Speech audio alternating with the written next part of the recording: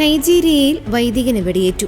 നൈജീരിയയിലെ ഈമോ സംസ്ഥാനത്തുള്ള ഓഗ്ബാക്കുവിലാണ് വൈദികന് നേരെ അക്രമി സംഘം വെടിവെച്ചത്. ഒവേരി അതിരൂപതയിലെ വൈദികനായ ഫാദർ റെയ്മണ്ട് ന്യോക്കുവിനാണ് ക്രിസ്മസ് തലേന്ന് വെടിയേറ്റത്. മാരകമായ പരിക്കുകളോടെ ആശുപത്രിയിൽ പ്രവേശിപ്പിക്കപ്പെട്ട അദ്ദേഹം നിലവിൽ അപകടനില തരണം ചെയ്തതായി അതിരൂപത കേന്ദ്രങ്ങൾ അറിയിച്ചു.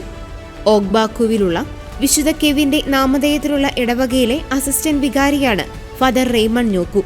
ക്രിസ്മസ് തലേന്ന് രാത്രി 8 മണിയോടെ പള്ളിയിലേക്ക് മടങ്ങിയെത്തിയ അദ്ദേഹത്തെ ഒരു വാഹനത്തിലെത്തിയ അക്രമി സംഘം തടഞ്ഞു നിർത്തി വെടിയുതിർക്കുകയായിരുന്നു. വൈദികൻ സഞ്ചരിച്ചിരുന്ന കാറിനു നേരെ അക്രമി സംഘം ഒരുപാട് തവണ വെടിയുതിർക്കുകയുണ്ടായി. കാറിൽ നിരവധി വെടിയുണ്ടകൾ പതിച്ചിട്ടുണ്ട്.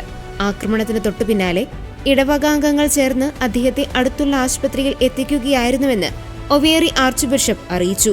നൈജീരിയയിൽ ക്രൈസ്തവ പുരോഹിതർക്കും വിശ്വാസികൾക്കും നേരെ വർദ്ധിച്ചുവരുന്ന ആക്രമണങ്ങളിൽ അന്താരാഷ്ട്ര തലത്തിൽ വലിയ ആശങ്ക നിലനിൽക്കുന്നുണ്ട്.